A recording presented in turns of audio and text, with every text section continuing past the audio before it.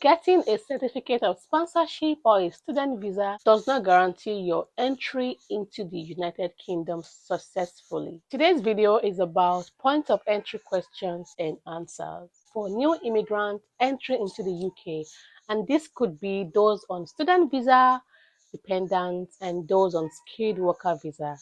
Hey guys, welcome back to my channel. My name is Prashigold. If you're new here, welcome to my channel. So on this channel, I share everything about UK, lifestyle, motherhood, skincare, and many more. Please do not forget to like, comment, and share. And most importantly, do not forget to subscribe, hit the bell notification so as to get notified whenever I post a new video on this channel. And to my coming back subscribers, I want to say a very big thank you to you. So without saying so much, let's go straight into this video.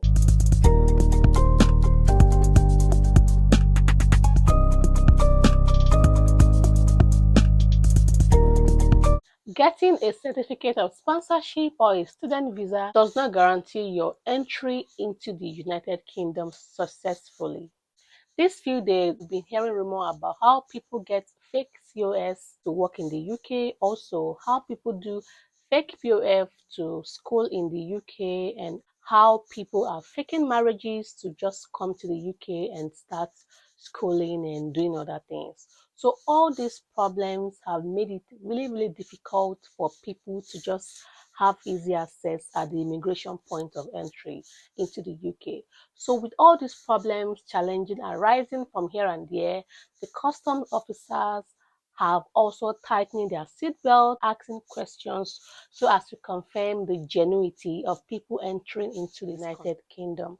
So before I go into this video, I would like to just tell you guys that when packing your luggages, especially your hand luggages, you should have some documents there for easy access.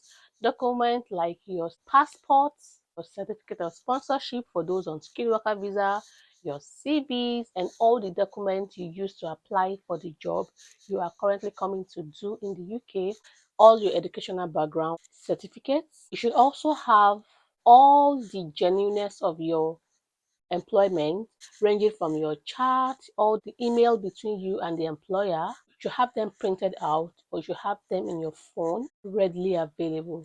But the reason why I would not encourage phone is because in case you have a low battery, this can really affect you. So having them as a hard copy will be very good for you.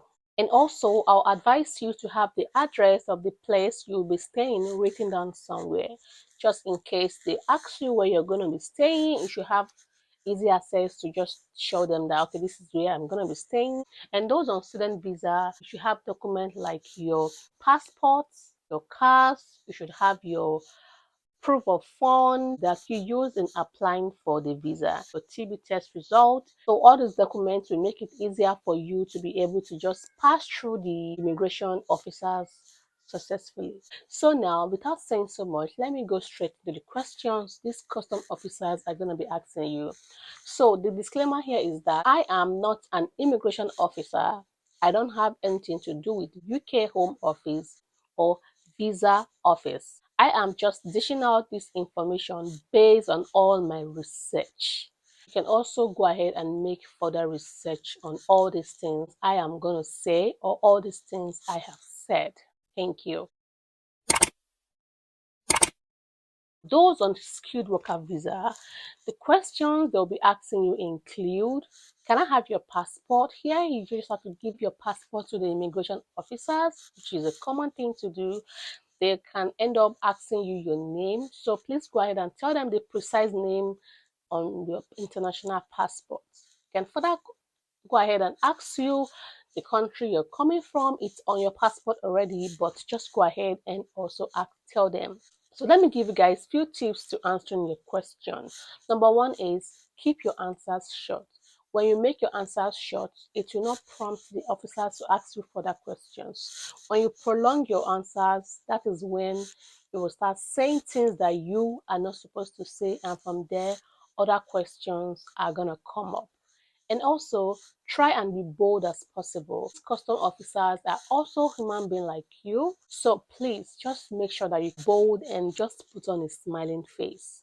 Third one is, please Be truthful as much as you can.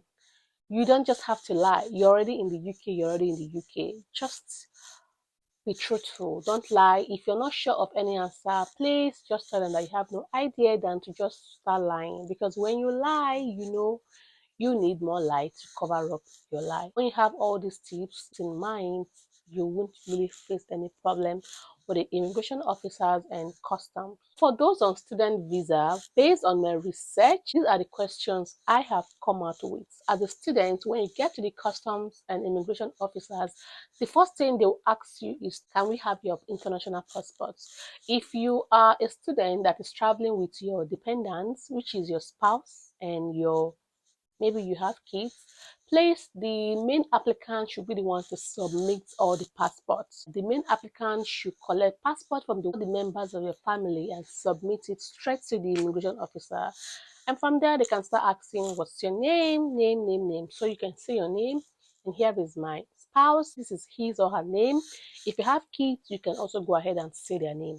So the next thing they'll be asking you as a student is that, what are you here to do? If you're in the UK or the student visa, you can just go ahead and tell them, I am here to study. Further questions would be, what's your course of study? You should just tell them your course of study. Then they'll ask you the duration of your study. Tell them the duration of your study. This could be 12 months, 15 months, 18 months, or 24 months. Just go ahead and tell them the precise months your course of study is. Then the following thing they will be asking you is, how do you intend to fund for yourself now that you are in the UK with your family? That is where your proof of fund will come in. You have to tell them boldly that how I intend to fend for myself and my family is through this my proof of fund. That is, I have some money in my bank account that can help me fend for myself and also for the family. They can further ask you a question like, what is your plan after studying here? Okay, here they want to know whether you have plans to stay back or you have plans to go to your country. You have to tell them that since I am here to acquire knowledge and to further learn more about a particular field of study, all the knowledges I have gained in this field, I'm going to go back to my country and apply it to the betterment of my firm, of my community, or of my organization. Or if you have plans to further stay back here, tell them your plans that you have to further stay here and work and also be able to contribute to the well-being of United Kingdom or to the contribute in a very positive way to United Kingdom. Another question comes in this form like where will you be staying? So if you have arranged an accommodation prior to your coming to the UK, you can go ahead and show them the documents of the place you have got to stay. Just show it to them that this is the place I'll be staying. Or if you are going to stay with a family member, just go ahead and explain to them that you are going to stay with a family member. But make sure the family member is living and working in the UK legally. Because if the person is not legal, it's going to affect the person because they are going to ask you further details about the person you are going to be staying with.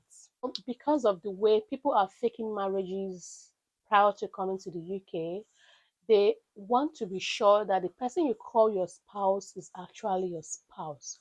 So when they ask you that who, as a student, if they ask you that who is this person to you, if the person is your wife or your husband, please make sure you have other supporting documents to prove that the person is indeed your spouse. And this could include pictures, maybe when you guys were still in courtship, your wedding, court wedding, or your traditional marriage picture, you can show it to them. And also, if you guys have had kids together, maybe like hospital pictures when you guys were having your kids together, you can have documents like transaction histories, like husband sending money to wife sending money to husband. You can print those transaction history. Also, utilities you guys have together, like electricity bill, water bill, a marriage certificate. These are very, very important. By so doing, the officers will definitely know that you are not lying, that these people are indeed legally married. And now I'll be switching to those on skilled worker visa.